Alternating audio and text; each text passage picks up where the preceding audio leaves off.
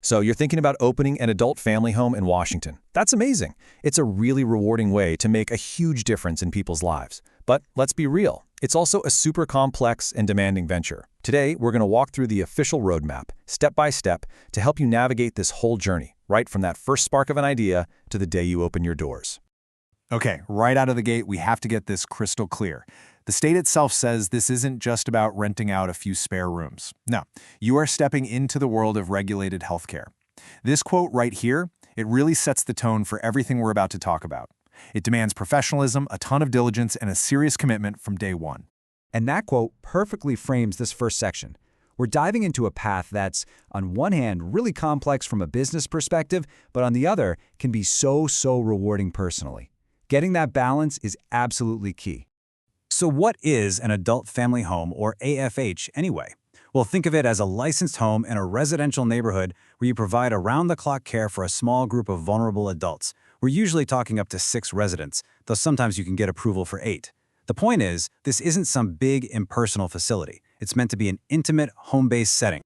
Now, before you even start looking at properties or drafting a business plan, the journey really starts with a serious reality check. The first, and honestly the most important question is, are you cut out for this? Let's break down what that actually means. This is a big one. I mean, you really have to sit with this question. Your home stops being just your private space. It becomes a place of business and, more importantly, a home for other people, 24/7.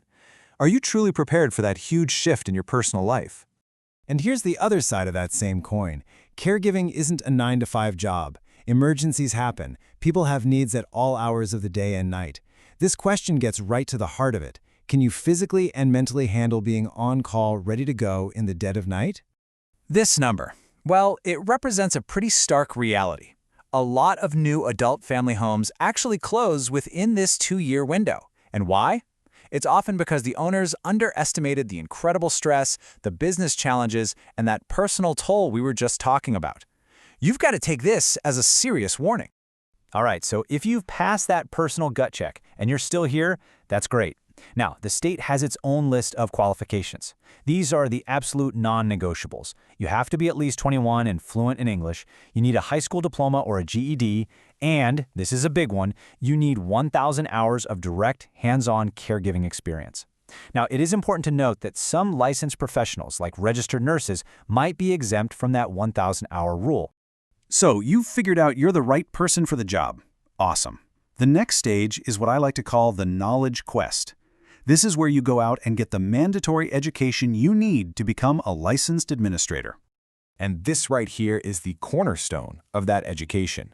You simply cannot get your license without completing this 54-hour AFH administrator training course. And it's not something you can just find anywhere online. It's only offered at specific community colleges that are contracted with the state. And believe me, this isn't just about checking a box. This training is so important. It gets into the nitty-gritty of the state laws. That WAC number you see is basically your rulebook, plus practical business skills, the rights of your residents, and critical stuff like how to manage medications and handle emergencies. This course literally builds your foundation for running the home. Okay, with the personal stuff and the education covered, it is time to start building your business foundation. This part is all about the money, the legal paperwork, and the physical property itself. Let's just rip the Band-Aid off and talk about the cost. Your startup capital can be anywhere from $150,000 to over $300,000. And listen to this. This is a crucial point. That number does not include buying the house. On top of that, experts recommend you have a 6-month cash reserve just sitting there before you even open. Yeah, this is a major financial commitment.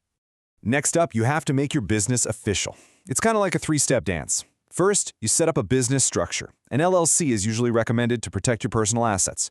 Then, you register with the state to get your business license and UBI number.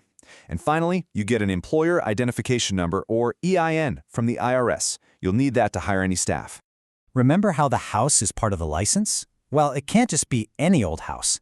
It has to be in an area with the right zoning.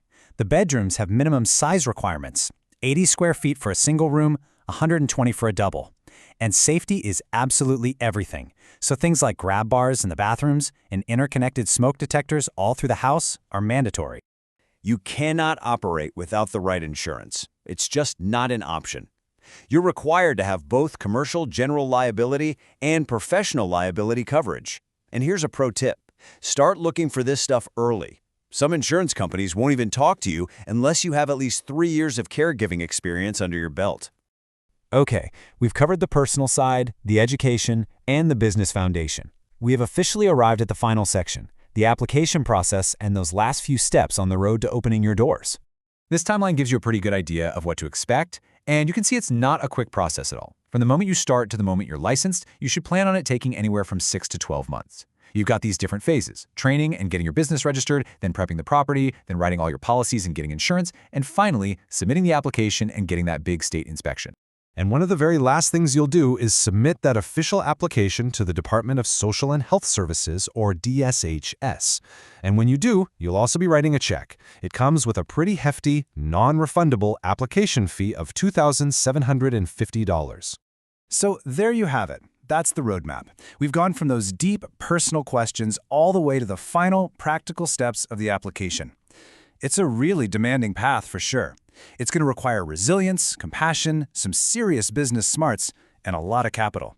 We've laid out the entire map for you. So the only question left to ask is this your journey to take?